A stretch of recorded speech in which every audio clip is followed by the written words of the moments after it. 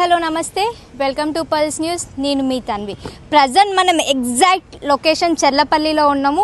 ఏదైతే 2-3 రోజుల నుంచి డ్రగ్స్కి సంబంధించిన విషయం తెరపైకి రావడం జరిగింది. ఏదైతే మహారాష్ట్ర డిపార్ట్మెంట్ ఈ మ్యాటర్ని ఛేదించడం జరిగింది.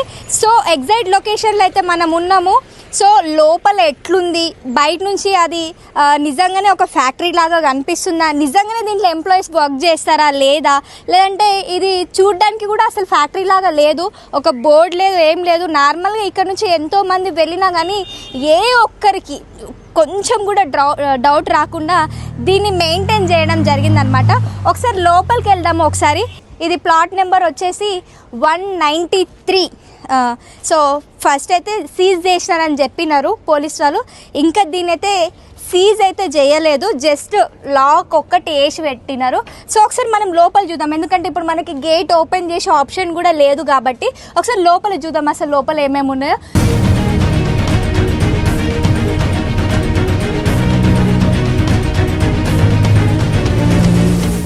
సో మనకున్న ఇన్ఫర్మేషన్ ప్రకారంగా అయితే గతంలో ఇక్కడ మాస్కులు, కోవిడ్ టైంలో మాస్కులు అవి ఇవి తయారు చేయడం జరిగిందంట.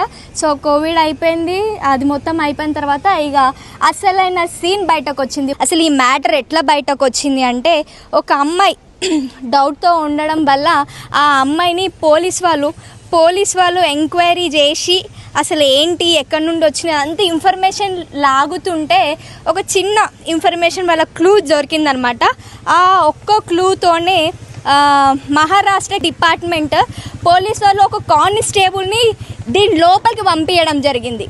ఈ కంపెనీ లోపలికి పంపించిన తర్వాత ఆయన ఒక ఎంప్లాయీగా లోపలికి వెళ్ళి అసలు ఏంటి, ఈ కంపెనీ ఏంటి, హెడ్ ఆఫీసర్స్ ఎవరున్నారు, దీని వెనకాల ఎవరు ఉన్నారు అని చెప్పేసి లోపల ఒక ఎంప్లాయీగా వెళ్ళి కరెక్ట్గా దీని లోపల డ్రగ్స్ దీని లోపల తయారు చేస్తున్నారు అని చెప్పేసి ఒక నిర్ధారణకైతే రావడం జరిగింది.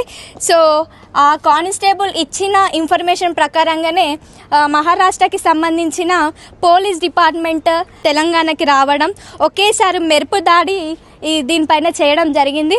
కరెక్ట్ ఇన్ఫర్మేషన్తోనే వాళ్ళు ముగ్గురిని అయితే అరెస్ట్ చేయడం జరిగింది. సో వాళ్ళు ప్రధాన నిందితులా కాదా అనేది మరిన్ని ఇన్ఫర్మేషన్ ఇంకా రావాలి. సో మనం చూసుకున్నట్టయితే రేవంత్ రెడ్డి ప్రతిసారి తెలంగాణలో అసలు డ్రగ్సే ఉండవు, డ్రగ్స్ వాడుతున్న వాళ్ళ కంపెనీస్ ఏమైనా ఉన్నా కానీ డ్రగ్స్ అమ్ముతున్నారని తెలిసినా కానీ నేను గుడ్లు వీకేస్తా, అవి వీకేస్తా, ఇవి వీకేస్తా అని చెప్పేసి రేవంత్ రెడ్డి పెద్ద పెద్ద ప్రగాఢాలు పలికిండు. కానీ 12,000 కోట్ల డ్రగ్ దీంట్లో అయితే తయారైతే చేయడం జరిగింది. మళ్ళీ రేవంత్ రెడ్డి స్పెషల్గా ఈ డ్రగ్కి సంబంధించిన ఒక టీం పెట్టడం జరిగింది తెలంగాణలో. దాని పేరు వచ్చేసి ఈగల్ అని చెప్పేసి ఒక సపరేట్ డిపార్ట్మెంట్ని అయితే రేవంత్ రెడ్డి అయితే పెట్టడం జరిగింది. మళ్ళీ ఇన్ని రోజులు ఈగల్ డిపార్ట్మెంట్ ఏం చేసిందో మనకు తెలియదు. తెలంగాణ రాష్ట్రానికి చిన్న ఇన్ఫర్మేషన్ కూడా లేకుండా ఆల్ ఆఫ్ సడన్ ఒక సీక్రెట్ ఆపరేషన్ అయితే చేయడం జరిగింది.